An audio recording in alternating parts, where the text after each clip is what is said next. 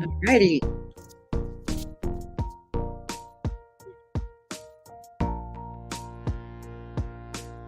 Come on in. Yes. Chilly, chilly morning that is. It is. It is. It's a chilly morning. Welcome everybody. Hey Lexi. How are you, girl? Woo. Come on in. You're the next contestant. I just what did I just posted something in Instagram and I thought it was just a perfect little little meme for describing myself. Hold on, I gotta find it here. So I say it properly. So it's let me see. Well, let me do it. I hope I don't ruin things up. Okay. Well, I did it. Anyways, it asked what I can't find it now. It asked what I do to what do I do for a living, and it's a very Victorian looking picture, and it says I shatter people's reality so that they start to question their existence. So picking the trailer up, so gonna lose service. Oh, okay, all right. Yeah, it's pretty chilly out today. Um, it's supposed to rain. Of course, the day I'm going to be doing the pub crawl is sort of like it's a little bit miserable out today. So who's ever joining me this evening, make sure you dress up warmly and bring an umbrella. You need umbrella, because it might be a little chilly out there to say the least. Um, had a lovely morning. It was a very nice entering into my day kind of morning, doing my meditation. But I added an extra meditation today, and it was so fabulous because it really brought in some really heart-centered energy, which I did a little thingy on um you YouTube. I did it on TikTok. So about entering into the heart. And I think what I feel, especially for the energies coming forward, and I know Lexi was saying it was really beating her ass, and we're still in the full moon energy even today as we are entering into our day and the last day of September. So tomorrow's October 1st. So rabbit. We are entering into, where we really have to come into whatever we're doing into our heart space. And this is going to be a huge lesson for us all. It's coming into that space of allowing ourselves into our illumination and allowing ourselves to be illuminated, coming into that place where we are grace, where we are peace. And this is going to be a huge practice as, we enter more and more into instability within the muggle world. And the thing is that in our spiritual world, in our world with the divine, it's constant. There is no instability within our spiritual. The instability comes in with our ego, with the way that we perceive things, the way that we within our emotions and our feelings, that brings in the instability. But in truth, there is no instability with God. He's not or even the goddess. They're not coming down to your level. You're not coming down here to play your games and you're lacking and but what they are is that they are up here saying, we're here, we welcome you, we love you the way that you are, we love you with all that you have and all that you do. But to continually work on that into that space, into that space of total acceptance and illumination is where you let go. You let go of this world. You let go of attachments and you let go of jealousy and you let go of things, right? And when you do that, there's freedom. But the process in doing that is difficult. Like I was just watching, just briefly, Living with the Amish. Have an obsession with Amish people. Just saying. But there's this young man, his name is Titus, and he lives in amongst, he's not Amish, but he lives like some of the original Amish. And I mentioned to Steve, I said, I could not live a total Amish life, right?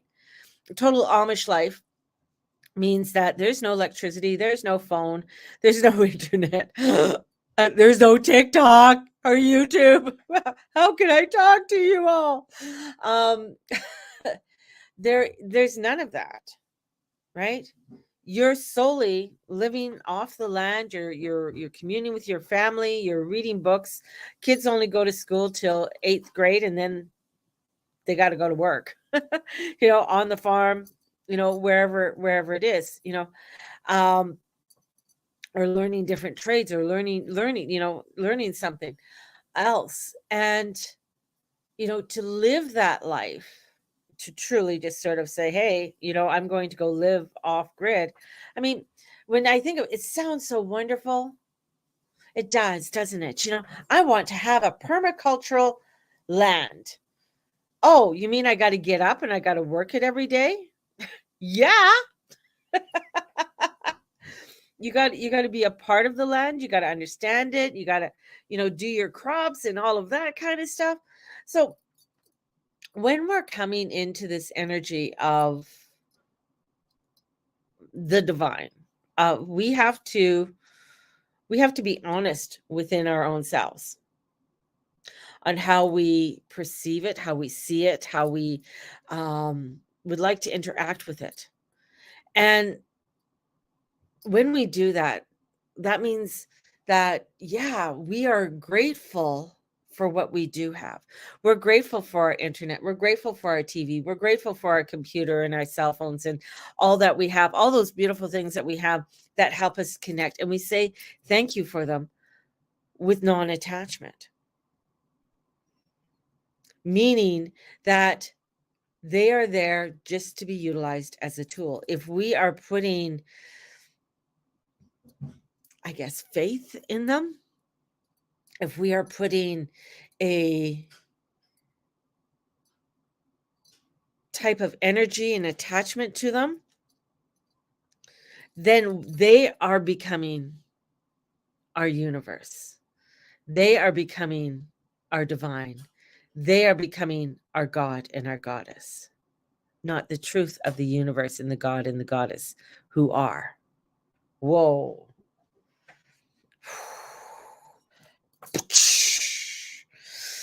That was a mind blower, wasn't it?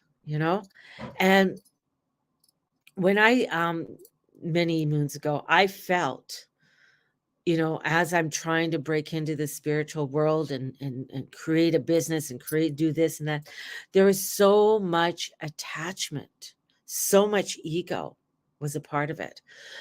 Wanting to just have it to say, oh yeah, because when there's a jeweler that make these crystals, or these type of crystals and stuff like that, and these crystals that they do, they have certain elements and stuff in them. I can't remember what they're called, but they're freaking expensive. And when I was really coming into the spiritual community, a lot of these women had these crystals, and these crystals were specially chosen for them through their birthday and through their energy. Absolutely beautiful, beautiful ones, right? And I thought, oh my God, but they were thousands of dollars. And there was attachment, like, oh my God, I need one, because in getting that, that's going to help me to be what? Better, more connected to God, more connected to my divine. But there's that idea that that's what it's going to do. But in reality, it doesn't. It doesn't give you any more power. It doesn't make you less than, but the idea of it. And that's the same, many times when people are starting into looking into their witchy stuff and all the things that they need to have to create a spell, or to do something, do a ceremony and things along that line, when in reality all that's needed is you. Those other things are just there, but they're there to help you and enhance you, definitely. But in reality, in the truth, you don't need them. But in our mind, it's like that Space Jam when Bugs Bunny takes the water, and to get everybody going, it's like he's saying, "Oh, Michael, look at you've been holding out on this wonderful juice," and everybody's saying, "Ah, I want some, I want some, I want some," right? But in reality, the strength is just in you. But we just, it's almost where because we are in this world, we are in this Muggle world, we need those little tricks, those little tips, those little things that are going to get us to have or to get to that point. And that's all part of our humanness, that's all part of our journey. And it's a journey that we should not judge when this happens or that we do this. But it is where, you know what, I like to wear my crystals. Like I've started wearing my crystals again. I love my rings, and having my rings. My rings make me feel good. And then I found, this lovely little I think this one's a citrine one. A little citrine one. Isn't that beautiful? So I love to have these and put them on, and it just sometimes, it just makes you feel comfortable. And that's great, you know? And we have these tools to help us, to guide us in order for us to connect. Because sometimes we don't have that full connection, or we feel we don't have that full connection within us, or because there's a lot of fear and self-doubt that this happens, right?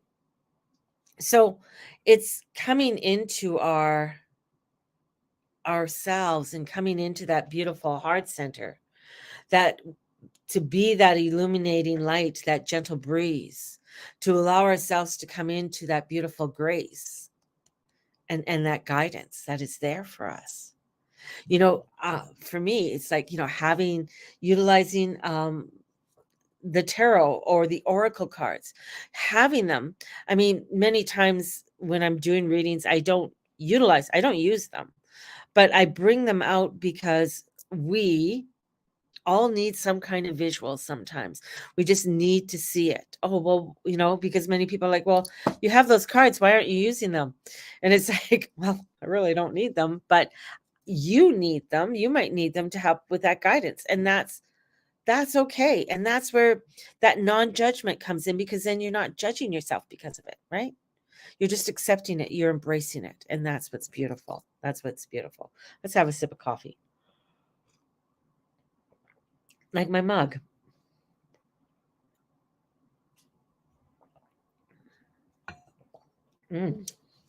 That's yummy coffee this morning. So on October 7th, I'm going to be teaching the tarot. It's going to be a one-day class, and it's $17.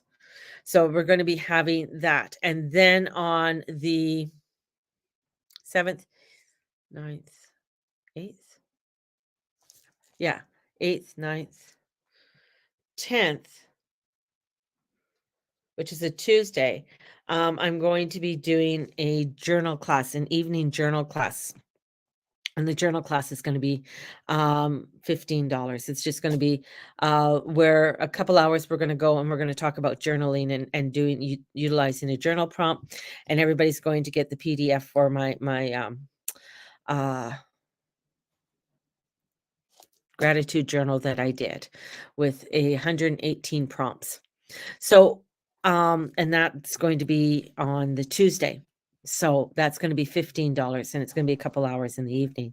So I want to be having these cute little workshops, and eventually what I've been looking at, and I thought this was kind of cool, and it's, when you start looking at something, then it all comes up on your feed all over the place.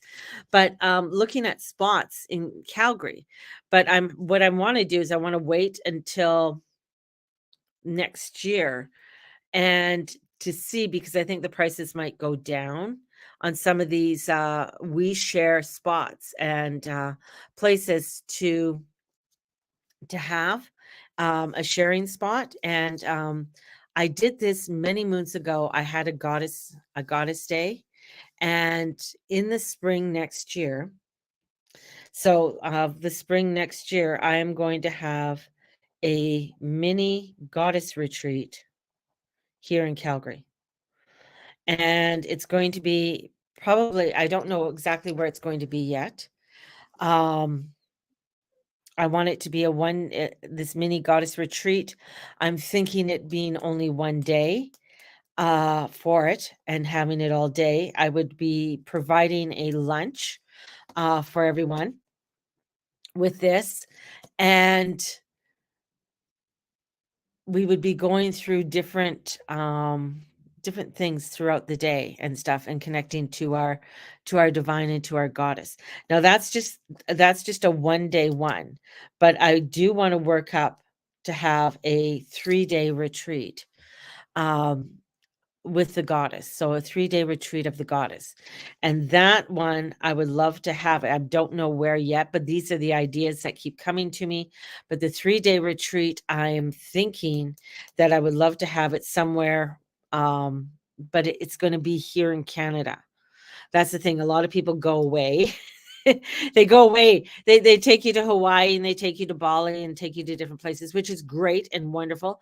But because I want to be the budget guru mama, the budget queen, where I want to give you the quality, but not having to say buy a $2,000 airplane ticket to travel somewhere, because flying next year is going to be horrendous, and it's going to be extremely difficult to fly anywhere next year. I mean, people are already having problems. They're already having delays. I had one client who got delayed for 3 days in Montreal.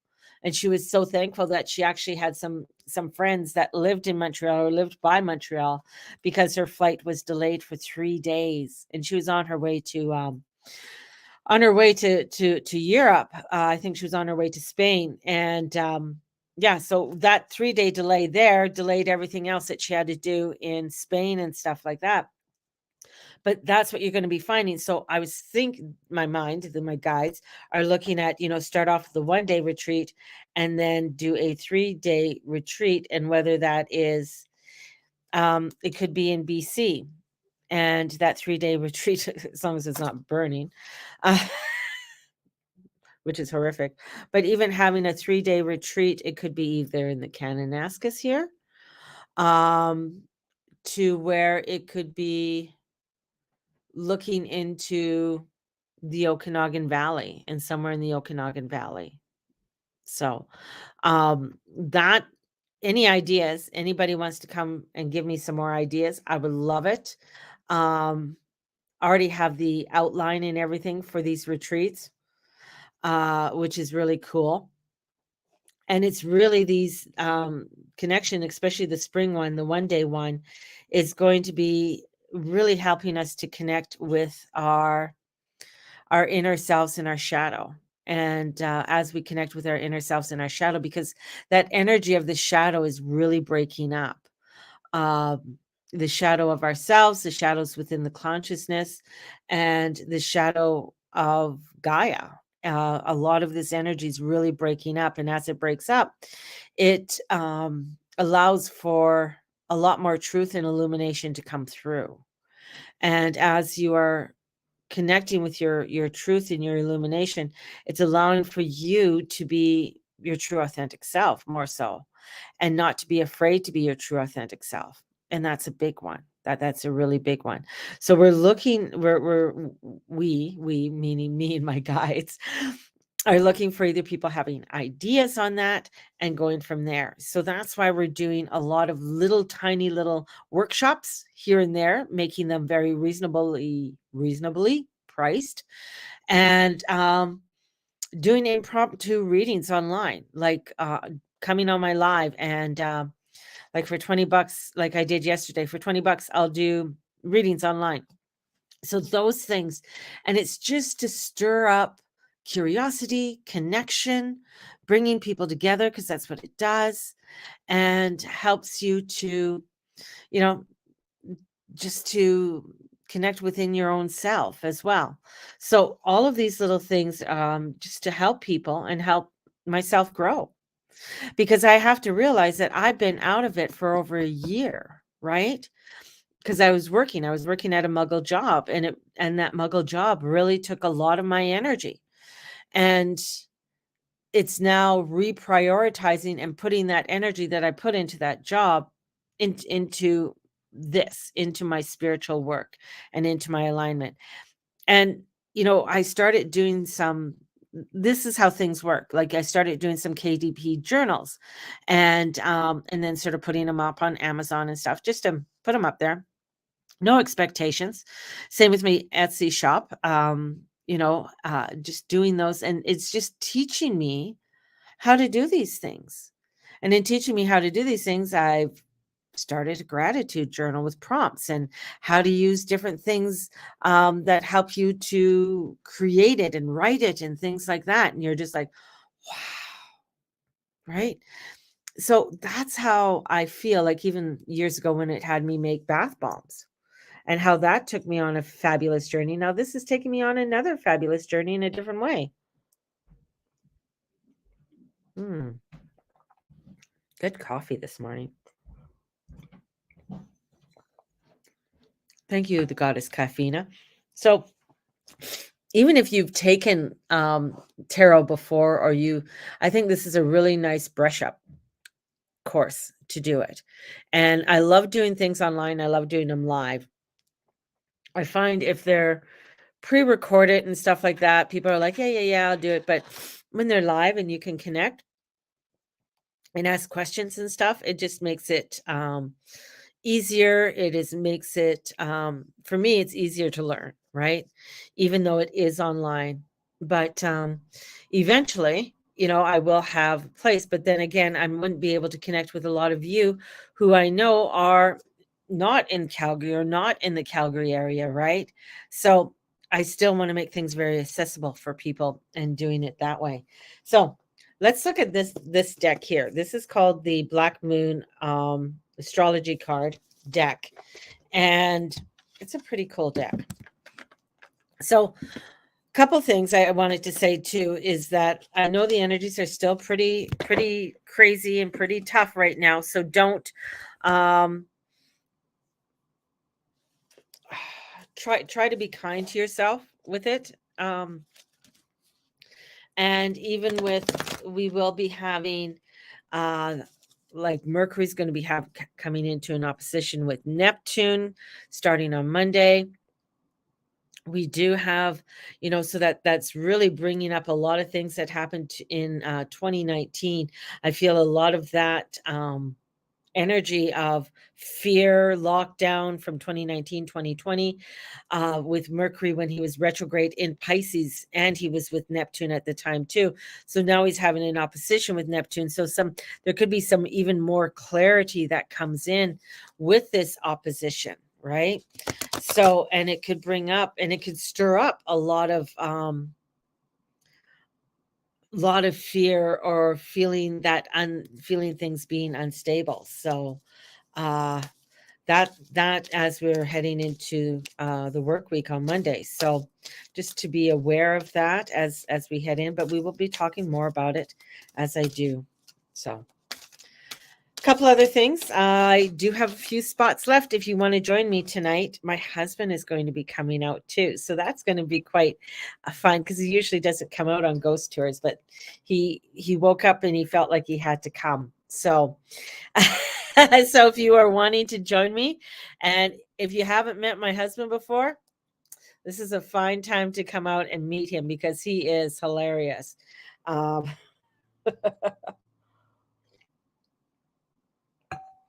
And he's quite intuitive too, as well.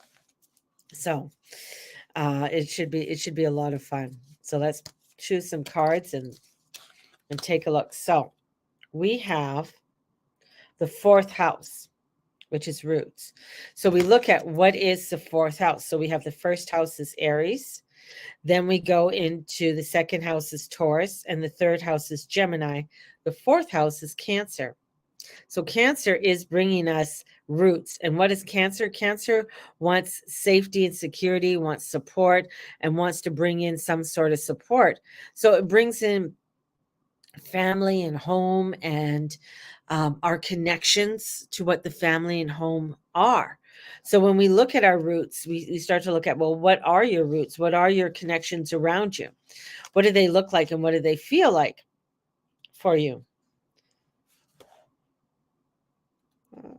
There go.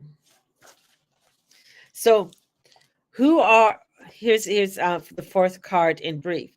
Who you are in secret, how you hide or where you hide, wanting to hide, not wanting to face matters directly, very, withdrawing to recuperate, retreating to the womb to gather strength and begin anew, finding safety in familiar ancestral memories, inheritance, family secrets, gardens, and things that grow.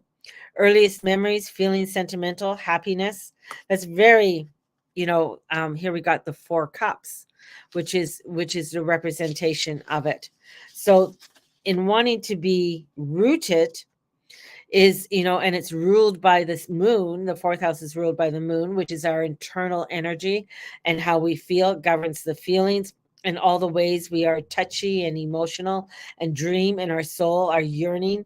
This is bringing in, how our connections are with our family, our friends, and our earliest phases of childhood come into this.